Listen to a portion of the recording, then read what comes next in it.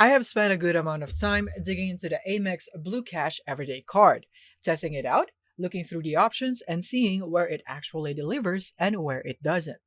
This is not sponsored, it's just my honest take after really using it.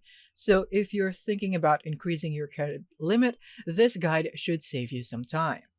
So now, first off, the Blue Cash Everyday card is great for casual spenders. You earn 3% cash back at US supermarkets, which is up to $6,000 per year, and 3% at US gas stations and online retail, and 1% on everything else. There is also no annual fee, and if you're new, there's often a welcome offer, something like a $200 statement credit after spending $2,000 in the first 6 months.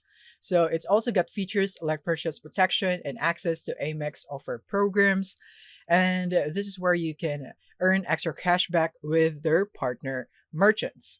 Now, if you would want to increase your credit limit, Amex keeps it pretty simple. Just log in into your account, go to account services, then credit management, and then hit increase your credit limit. They will ask for your income and a few details, and more importantly, Amex doesn't do a hard inquiry, so your credit score stays untouched. You'll typically want to wait 6 months between requests, and asking to double your credit limit is totally normal. Your chances improve if you have been using the card consistently, keeping utilization low, and making on time payments.